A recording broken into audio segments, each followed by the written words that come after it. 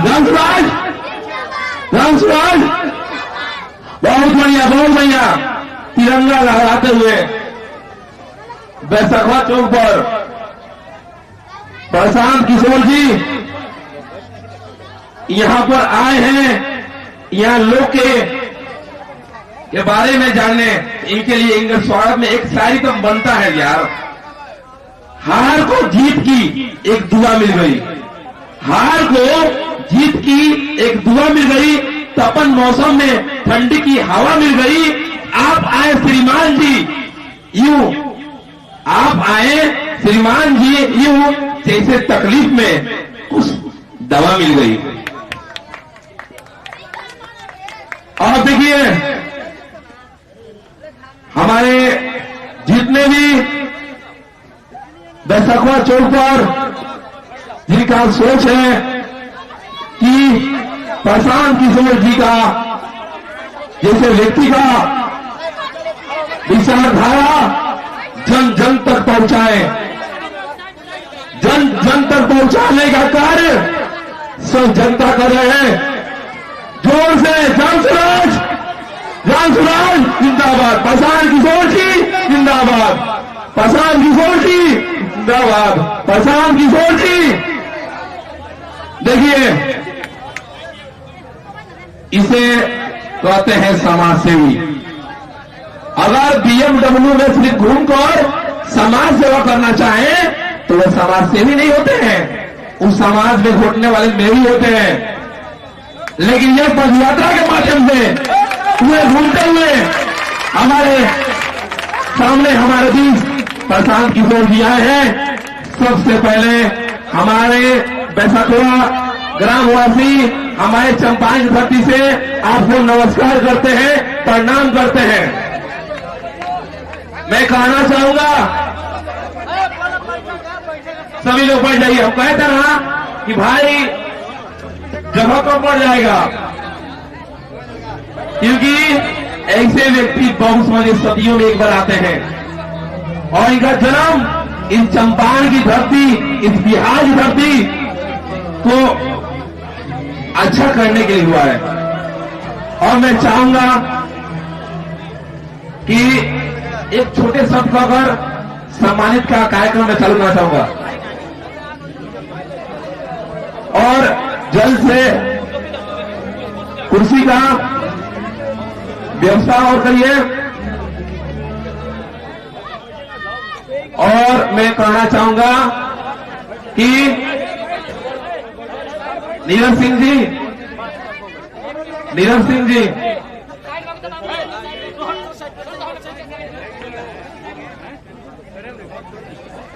मंदिर में पूजा करता हूं और मस्जिद में नमाज पढ़ता हूं, मंदिर में पूजा करता हूं और मस्जिद में नमाज पढ़ता हूं, और आप जैसे व्यक्ति को मैं हमेशा प्रणाम करता हूं।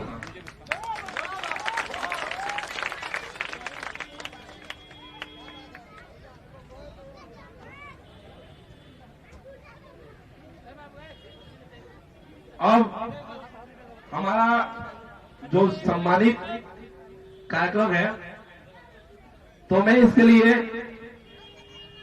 अपने जो हमारे मुखिया साहब हैं कलीमुल्ला जी, आप आए तो एक जोरदार तालियां दीजिए।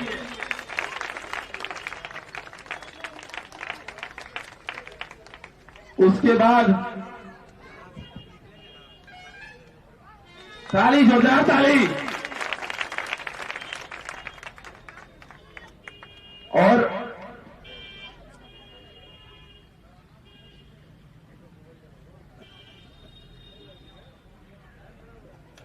तालियां, बहुत तालियां।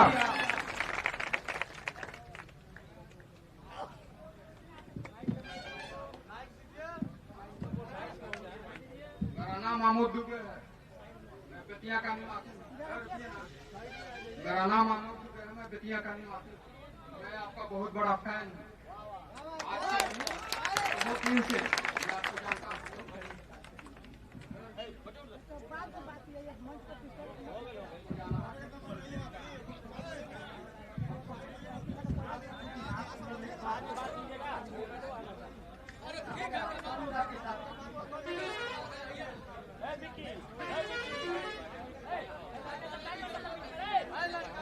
आप देखिए इस पद यात्रा का उद्देश्य ही सबका बात सुनना। आपने समझ लीजिए, आप सबका बात सुना जा रहा है। आप निश्चिंत होकर इत्मीनान से बात करिए।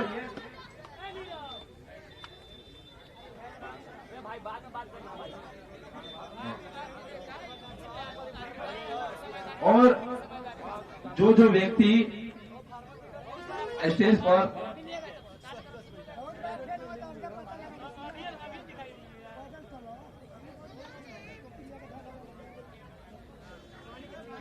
और कुछ व्यक्ति के लिए जो जमा नहीं हो पा रहा है, उनके लिए आप व्यवस्था कर दीजिए, जिससे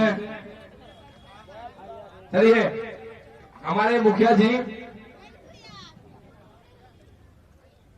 आपके इस बाजार में जन सुराज पदयात्रा के 14वें दिन प्रशांत किशोर जी का आगमन हुआ है। प्रशांत जी के साथ पैदल चलते हुए अपने राज्य बिहार के सैकड़ों और लोग आपके इस बाजार में आए हैं। अतिथि देवो भवः नैतिक आदर्श को हम सब लोग मानने वाले लोग हैं। तो एक बार आप अपने बाजार में इन आए हुए सारे अतिथियों का जोरदार ताली बजा के ऐसा स्वागत कीजिए कि सारे लोगों का थकान यहां से खत्म होकर के आगे बढ़े। आपके बीच में प्रशांत किशोर जी उपस्थित हैं। हम सब लोग उनके संबोधन को सुनेंगे। उससे पहले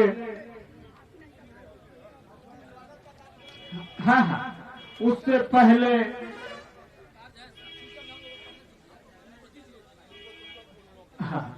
उससे पहले आपके इस कार्यक्रम के संचालक इस कार्यक्रम को विधिवत सुचारू रूप से ले चलेंगे। आप लोगों से सिर्फ एक आग्रह होगा कि पूरी शांति से इस कार्यक्रम में बने रहें, फिर हम लोग बातचीत करते हैं संचालक। अब हमारे उप मुखिया अशोक सिंह जी हमारे प्रशांत किशोर जी को सम्मानित करेंगे। तालियां बजाइए साहब जोर से। बहुत देखिए, इस तरह सभा करना आसान बात नहीं है, तभी तो फैन ही आ रहे हैं लोग। अब हमारे नीरज सिंह जी, आप प्रशांत किशोर जी को सम्मानित करें। तालियां। और हमारे होदा दादाजी, क्योंकि हमारे रिश्ते में ये दादाजी लगते हैं और सम्मान देना हमारा कर्तव्य है, इसलिए इनके ताली बजाइए।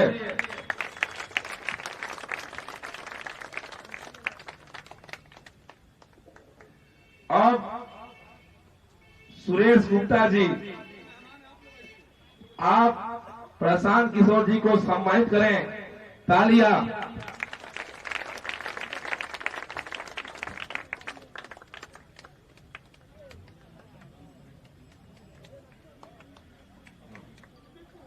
और हमारे शीतल शाह जी सम्मानित करेंगे। इनके लिए भी जोरदार तालियां।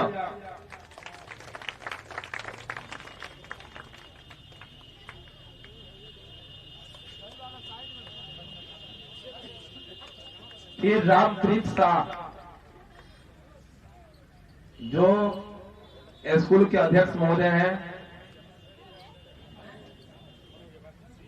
इनके लिए भी तालियां बजाइए बढ़िया से।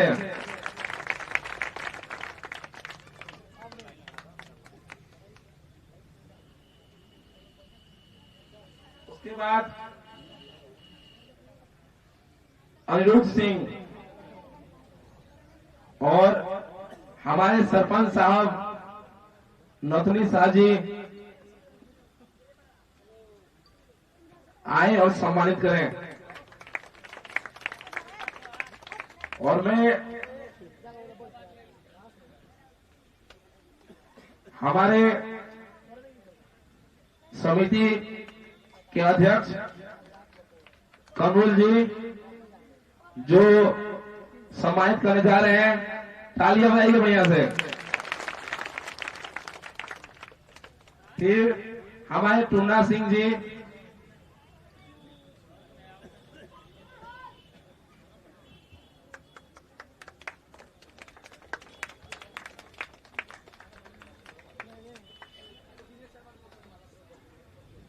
दिनेश शर्मा जी और डिक्की सिंह जी,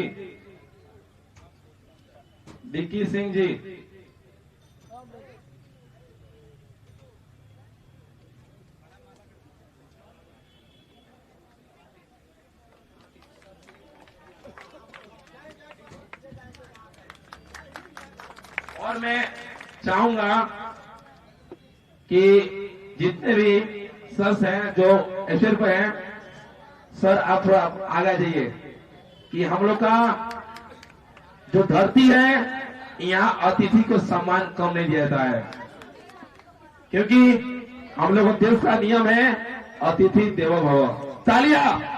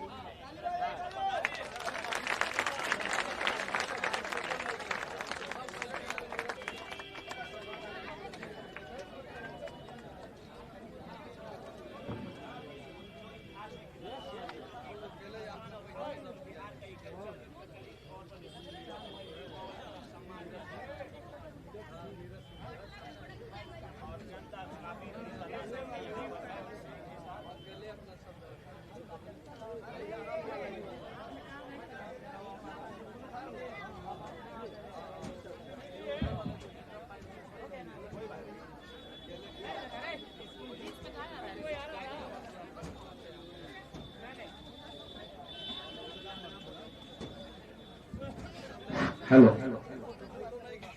मैं कार्यक्रम को आगे बढ़ाना चाहूंगा और थोड़ा समय लेकर मैं ये कहना चाहूंगा प्रशांत किशोर जी से कि मेरा नाम विपुल कुमार शाह है, लेकिन लोग मुझे विपुल सर से कहते हैं।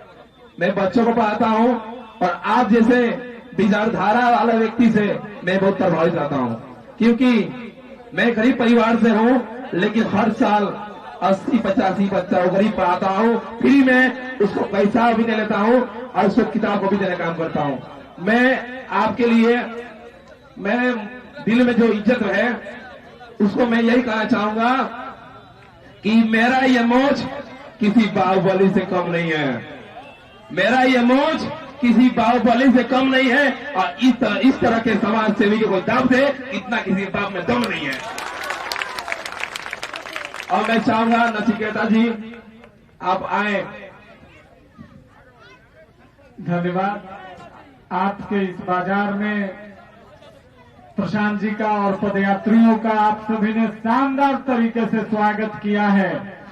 एक बार अब इस कार्यक्रम में जरा भी समय न लेते हुए एक बार पूरे उत्साह के साथ हमारे साथ नारा लगाइएगा।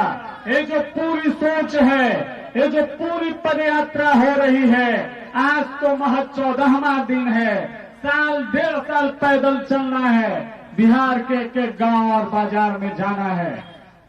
मैं बोलूंगा जनता का राज, आप सब लोग बोलिएगा जन सुराज, जनता का राज। थोड़ा और उत्साह के साथ बोलिए। पैदल चलते हुए हम सब लोग आ रहे हैं। जनता का राज, जन सुराज जिंदाबाद,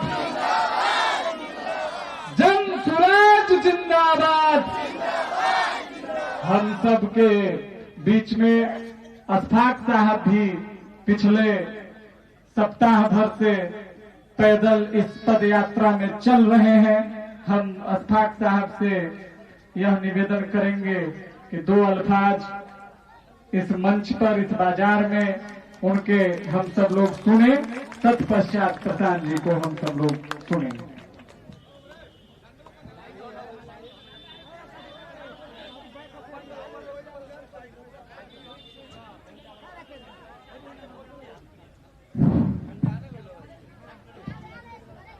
आज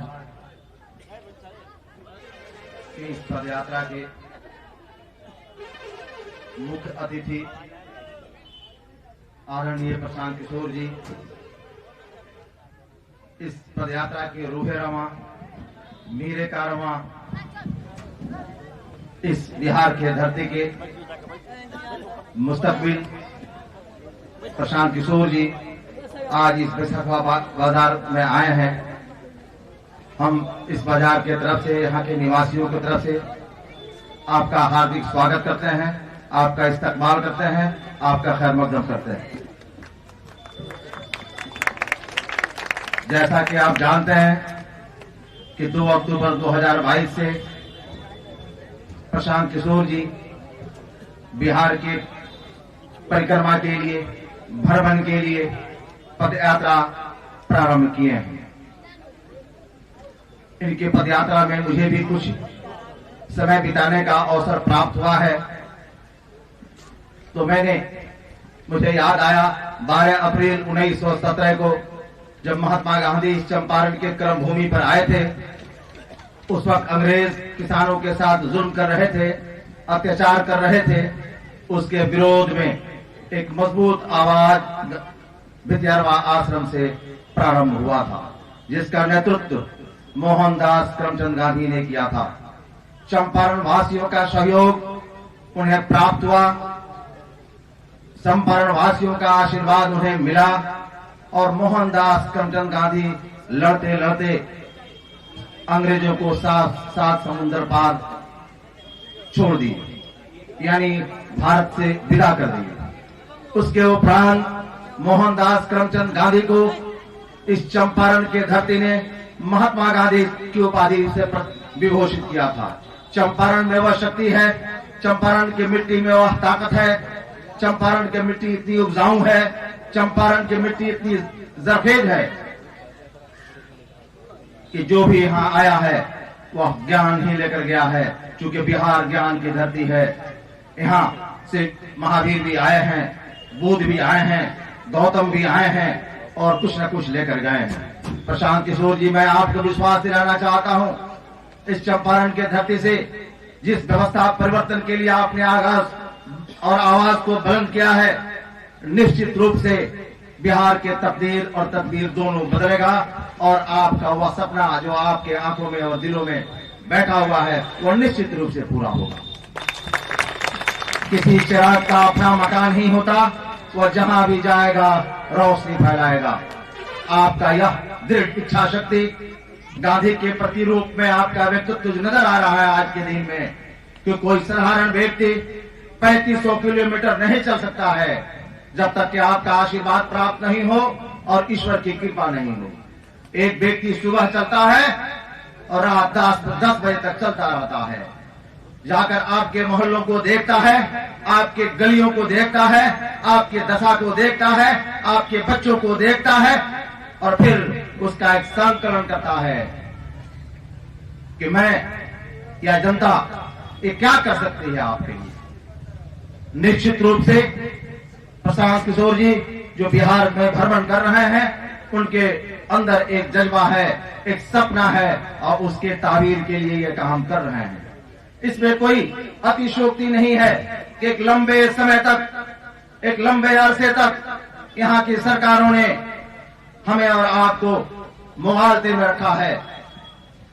1962 और 65-70 के दशक में बिहार भारत के 5वें अग्रणी राज्यों में इसका नाम शुमार किया जाता था, लेकिन आज यही बिहार भारत के 28वां स्थान पर मौजूद है।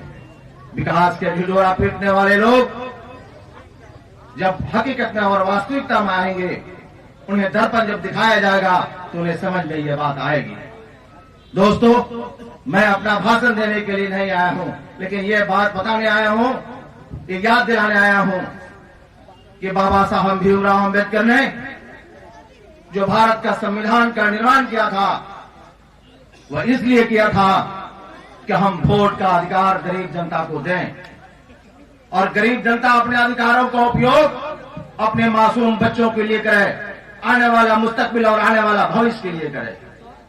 गांधी का सपना ग्राम स्वराज स्थापित करने का था।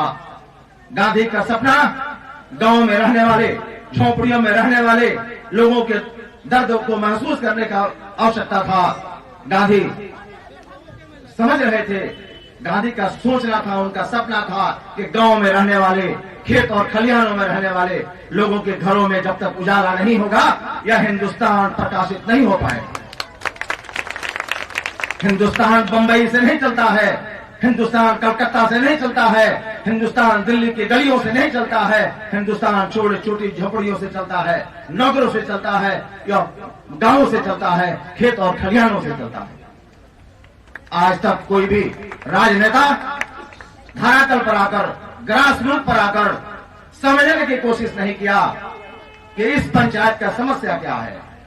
भिन्न भिन्न समस्याएं हैं, उन समस्याओं से हम जूझ रहे हैं। कातिल ही मुहाफिज है और कातिल ही सिपाही है और शीशे की अदालत में पत्थर की गवाही है। कहीं कोई रिस्पॉन्सिबिलिटी नहीं है, कोई जिम्मेदारी लेने के लिए तैयार नहीं बैठा हुआ है। वीडियो के पास जाइएगा, कहता है कि मैं क्या करूं। एसडीएम के पास जाइएगा, वो कहता है मैं क्या करूं। कलेक्टर के पास जाइएगा, वो कहता है मैं क्या करूं। सिस्टम बिल्कुल चरमरा गया है, अराजकता की स्थिति उत्पन्न हुई है।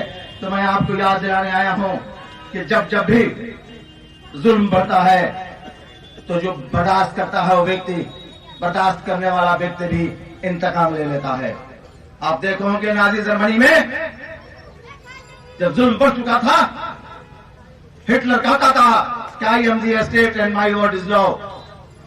मैं ही सब कुछ हूं, अहंकार से भरा पड़ा था।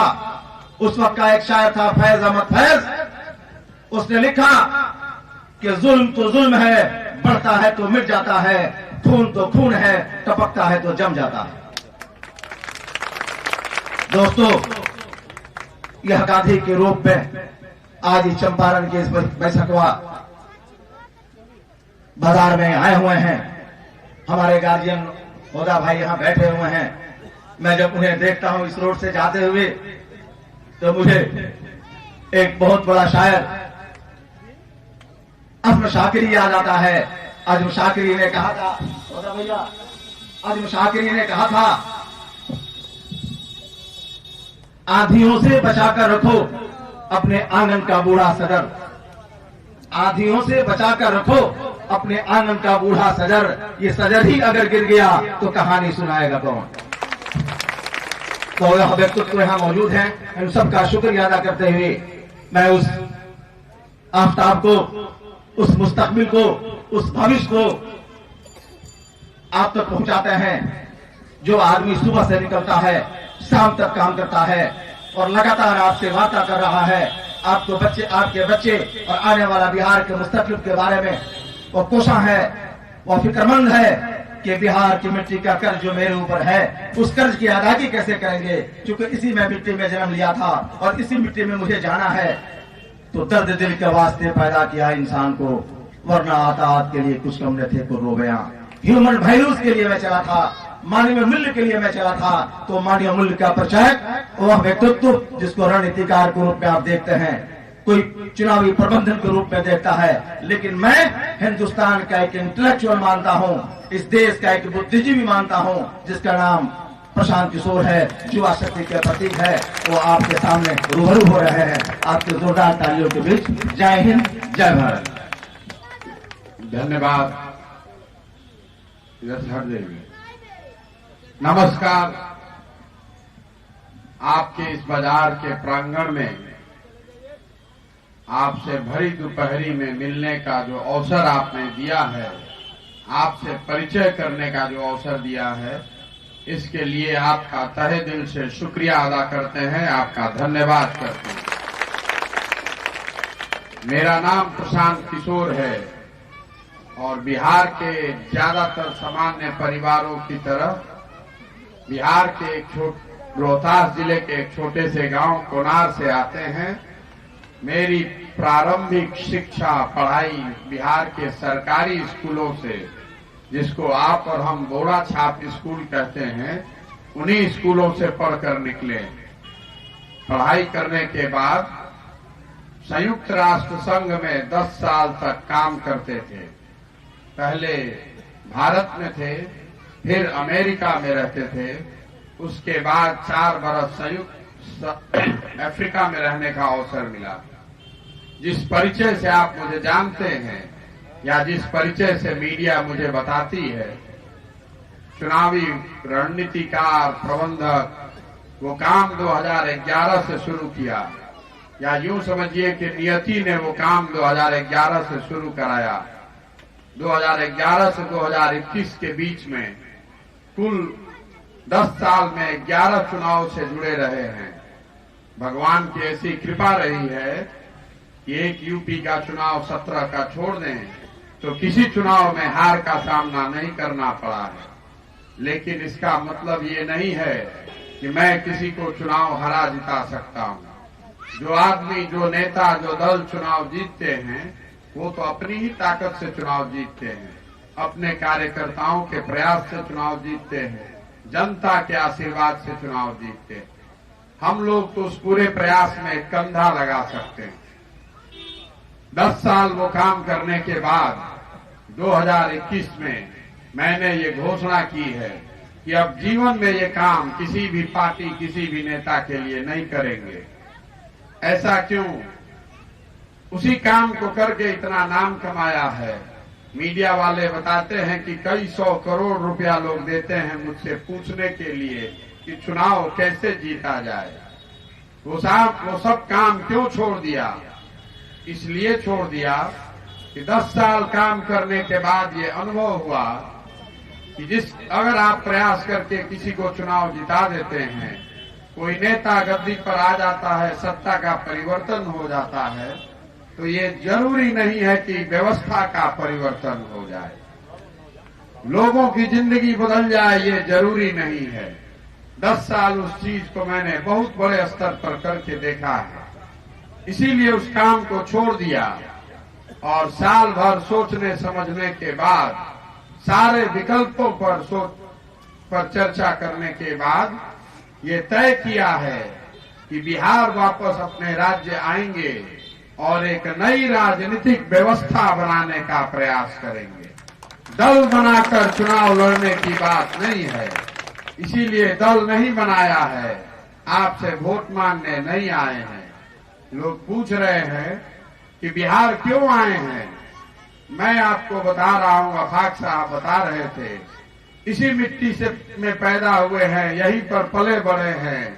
भगवान की कृपा है, सरस्वती की कृपा है, जो बुद्धि शक्ति मिली है, तो ऐसा सोचते हैं कि इस मिट्टी का जो कर्ज है उसको वापस करना मेरी जिम्मेवारी है। इसी राज्य के लोगों की जो दुर्दशा है, हमारे लाख लोगों की जो गरीबी है, जो अशिक्षा है, जो पिछड़ापन है, जो बेरोजगारी है, ये सोच कर आए हैं कि कुछ ऐसा करें जिससे सही मायनों में लोगों की जिंदगी बदले, आपके हमारे बच्चों के लिए बेहतर शिक्षा की व्यवस्था हो, लोगों को रोजगार मिले, उनके जिंदगी में खुशहाली आए।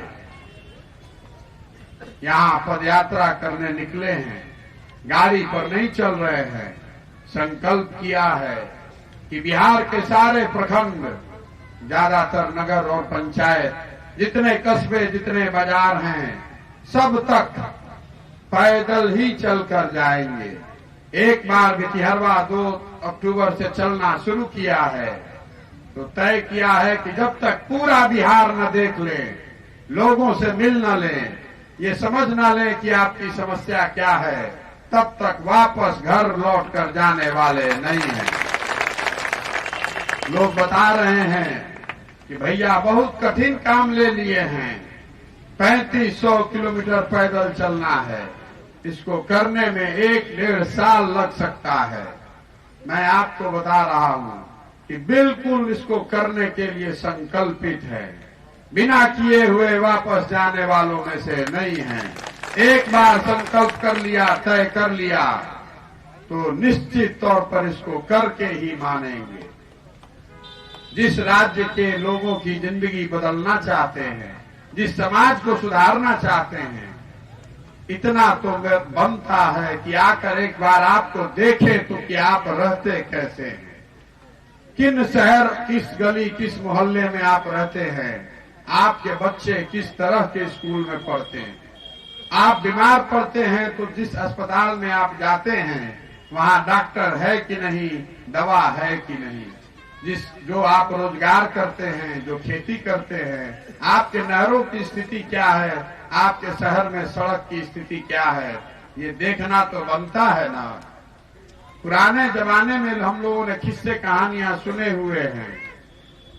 जो प्रतापी राजा होते थे उनके बारे में कहा गया कि वो रात में भेष बदलकर निकलते थे ताकि प्रजा को जाकर देख सके, प्रजा की कठिनाइयों को देख सके, उनके समझ में आए कि प्रजा किस दशा में रह रही है।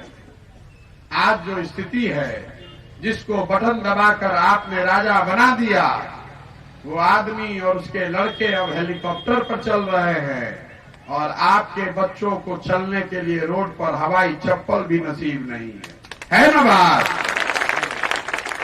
आप कहते हैं कि वोट दे दिए, उसके बाद नेताजी ठग कर चले गए। नेताजी की तो गलती है, लेकिन आपकी हमारी भी कम गलती नहीं है। 5 साल हम लोग बात करते हैं, बहुत महंगाई है, पढ़ाई नहीं है, शिक्षा नहीं है, स्वास्थ्य नहीं है, रोड नहीं है, रोजगारी नहीं है।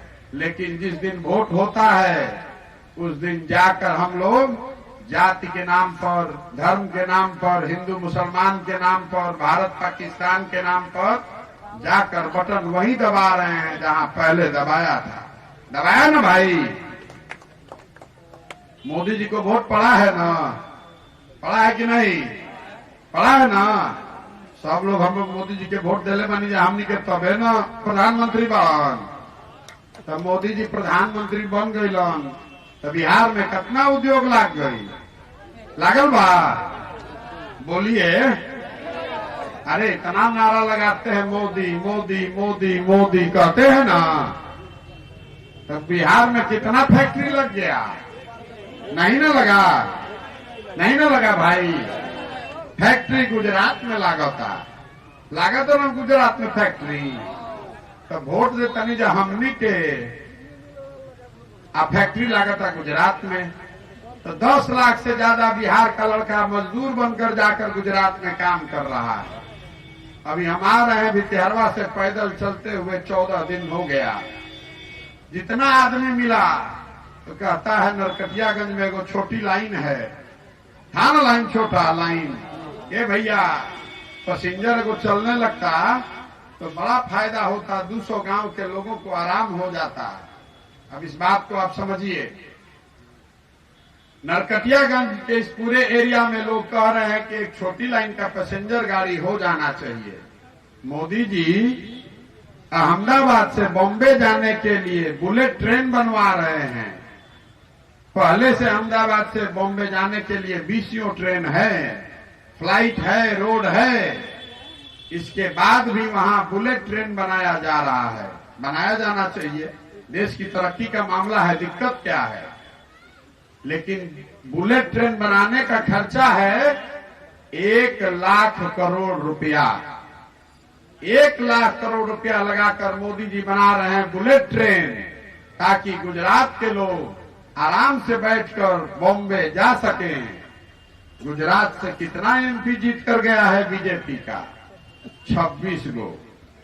गुजरात से एमपी जीत कर गया 26 गो। तो वो लोग 1 लाख करोड़ का बुलेट ट्रेन पर चलेगा।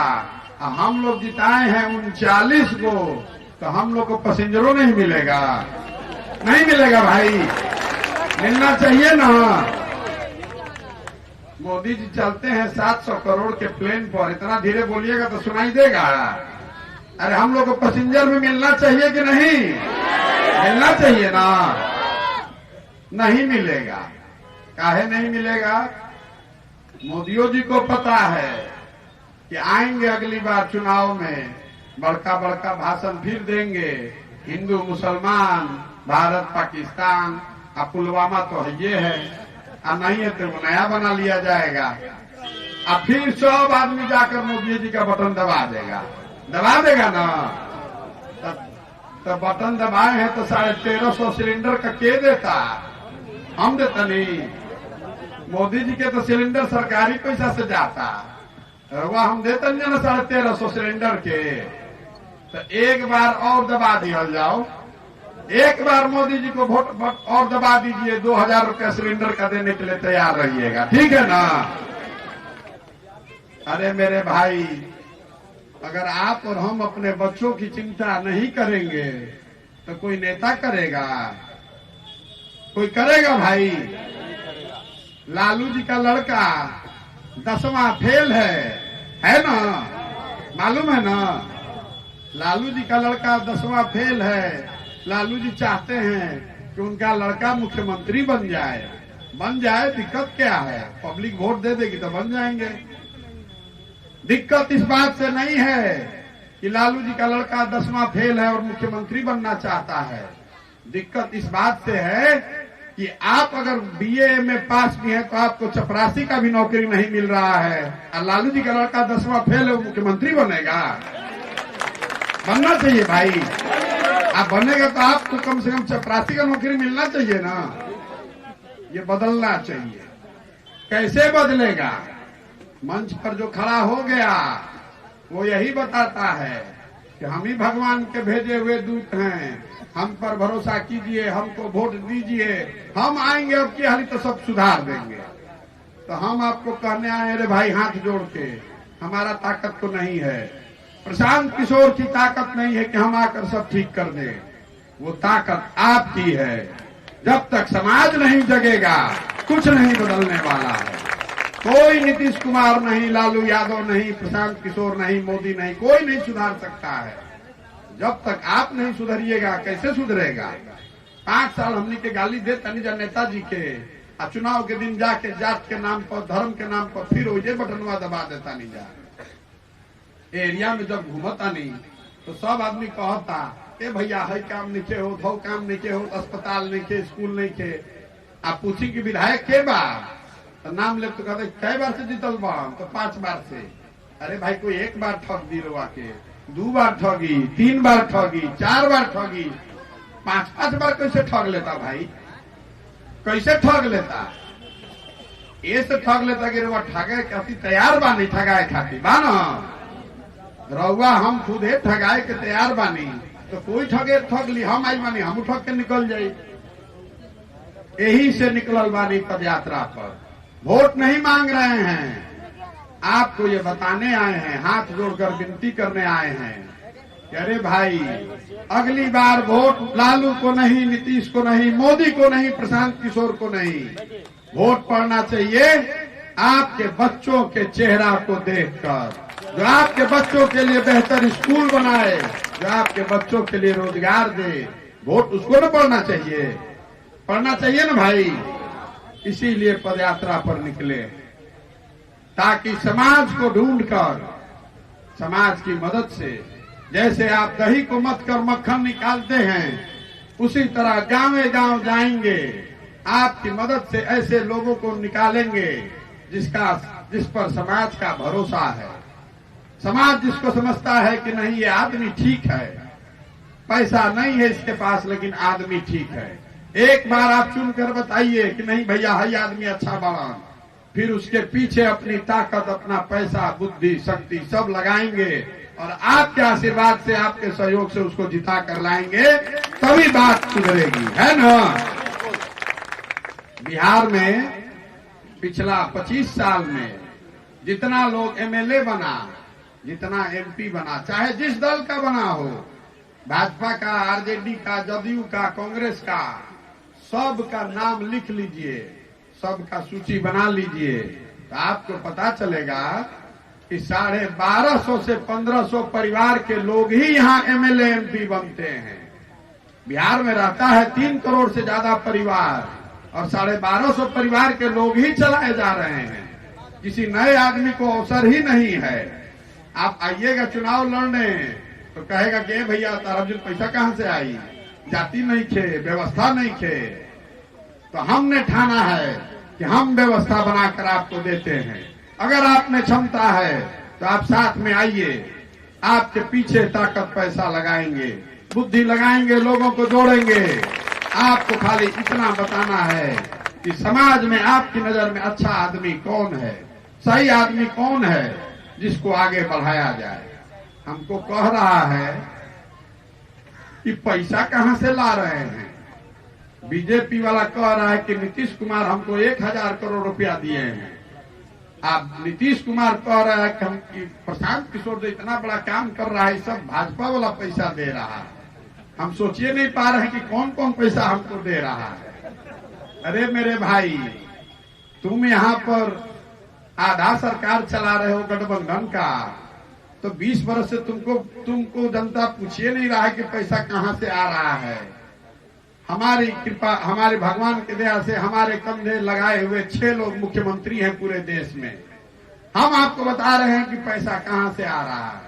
मंच से बताते हैं पैसा सरस्वती से आ रहा है।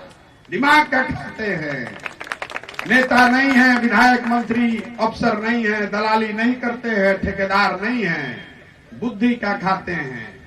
6 मुख्यमंत्री इस देश में ऐसे हैं जिनके बनाने में हमने कंधा लगाया है, उनसे पैसा आज तक नहीं लिया। अब ले रहे हैं कि बिहार में नई व्यवस्था बनानी है, पैसा दो, ताकि बिहार का कोई लड़का अगर गरीब भी है, अगर उसके पास क्षमता है, तो पैसे की कमी की वजह से पीछे नहीं छूटना चाहिए। है ना? कुछ गलत कर रहे हैं, गलत कर रहे हैं। आदमी परेशान है। नीतीश कुमार कह रहे हैं कि भारी विकास कर दिए। अरे बाप रे बाप, गांवे गांव जा रहे हैं, कोई ऐसा घर है जहां से कि आदमी मजदूरी करने बाहर नहीं जा रहा है रोजगार के लिए। हमको कोई ले गया नरकटियागंज स्टेशन पर, बोला भैया पूरा चंपारण का स्थिति समझना है, तो एगो ट्रेन खुलता है नरकटियागंज से, खाली चल कर देख लीजिए कि क्या दशा है।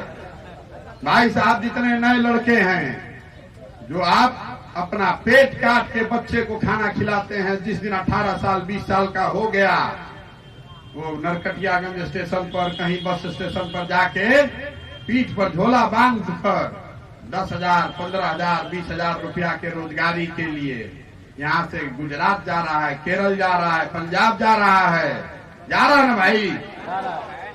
बताइए, ये ज्ञान की भूमि रही है बिहार। यहाँ हम लोग आज टीवी फ्रिज नहीं बनाते हैं, मोटरसाइकिल कार नहीं बनाते हैं। हम लोग पूरे देश में एक ही चीज सप्लाई कर रहे हैं, नए जवान लड़कों को मजदूर बनाकर पूरे देश में भेज रहे हैं ना। अब फिर भी नेताजी कह रहे हैं कि भारी विकास हो गया। विकास तो तब न माना जाता है कि पंजाब का आदमी आकर बिहार में काम करता, गुजरात का आदमी आकर अगर आपके बाजार में मजदूरी कर रहा होता तो मानते कि बिहार में विकास हो गया। हम लोग वोट हम लोग दे रहे हैं, गुजरात का आदमी मालिक हो गया, हम लोग के लड़के वहां गुजरात में जाकर मजदूरी कर रहे हैं। हम लोग चद्दर तान के मार भात खा के सुतल बनी जा। हमने के कैसे सुधरी? ना सुधरी रे मेरे भाई। यूरिया के कितना पैसा दिया है की हाली? 700 ना, 700, 800, 900 दिया ना। अब वो लाठी खा के समय पर वो ना मिलल है, ना मिलल है। 800 रुपया यूरिया के देता नहीं, 1900 रुपया के धान 1200, 1300 में बेचता नहीं ना। पंजाब में किसान जो है, पंजाब का किसान औसतन हर साल 2,25,000 रुपया कमाता है। बात को समझिए, पंजाब का एक किसान औसतन 2,25,000 रुपया साल में कमाता है। बिहार का किसान औसतन 45,000 रुपया कमाता है। मोदी जी कृषि कानून लेकर आए, मोदी जी कृषि कानून लेकर आए, उसमें वो व्यवस्था थी कि मंडी खत्म हो जाएगा, सरकारी रेट एमएसपी पर धान का गेहूं का खरीद नहीं होगा। तो रउआ देखनी पंजाब का सारा किसान जाकर दिल्ली घेर लिया, घेरा था ना, एक दिन नहीं, एक महीना नहीं, 6 महीना नहीं, साल भर नहीं, 1.5 साल तक दिल्ली को घेरे रखा। जब तक कृषि कानून वापस नहीं हुआ तब तक पंजाब के किसान लोगों ने दिल्ली को घेरे रखा। मोदी जी को कानून वापस लेना पड़ा। ऐजा मंडी के व्यवस्था नीतीश कुमार 10 साल पहले ही हटा दिया है। हम आप कंबल ओढ़ के सोए हुए हैं, हमको पता ही नहीं चल रहा है। तो रुआ बताई कि गन्ना रुआ बोता नहीं, चनपटिया के चीनी मिल बंद बा, आप धान बो रहे हैं, 1900 का धान 1200 में 1300 में बेच रहे हैं, तो आपके बच्चे के पेट पे लात पड़ रही है कि नहीं पड़ रही है? लेकिन आप फिर वही बात, जात के नाम पर, धर्म के नाम पर जाकर वोट दे दीजिएगा, फिर वही स्थिति रहेगी। तो लोग बता रहे कि ना भैया बात तो बुझाता, लेकिन क्या कर जाओ, विकल्पे नहीं थे।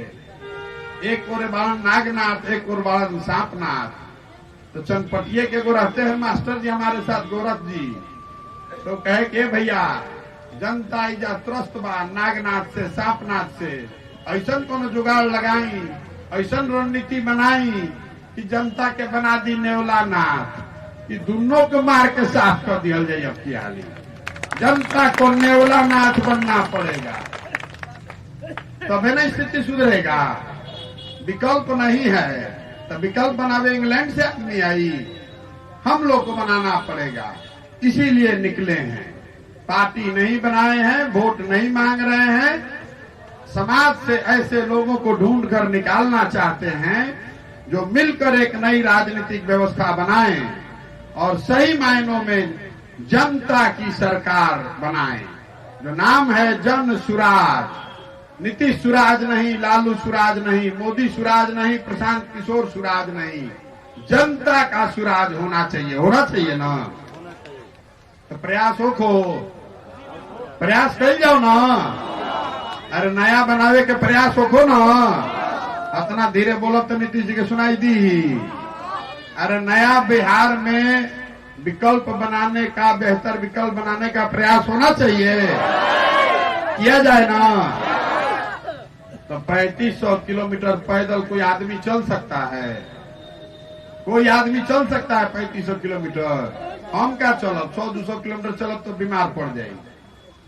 चलेंगे कैसे? आपके आशीर्वाद से, आपके दुआ से और भगवान की कृपा से। तो एक बार हाथ उठाकर आशीर्वाद दीजिए, चले ना, प्रयास करें ना। तो ठीक बार होगा, आशीर्वाद दे देनी तभी जैसे चल जाए। हम चलता नहीं 3500 किलोमीटर, तो आधा किलोमीटर रहो में से कुछ आदमी चलब जा, चलब आधा किलोमीटर, तो चली हमारा संग आधा किलोमीटर। जब थक जाए तू जैसे रहो लौट आए, हम आगे बढ़ब। बहुत बहुत धन्यवाद।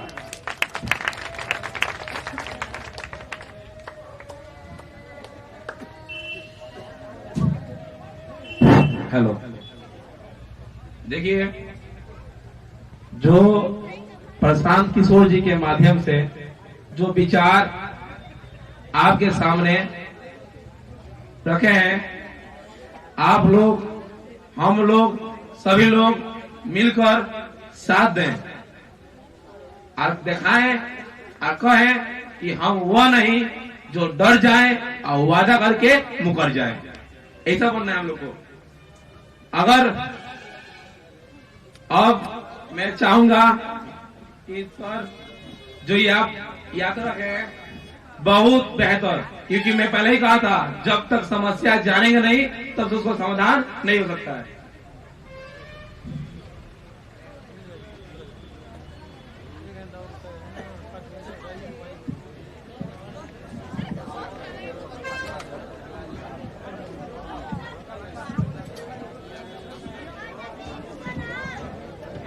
हेलो, चलिए सब लोग साथ चल के दिखाएंगे कितना इस धरती पर कितना हौसला है, कितना हिम्मत है।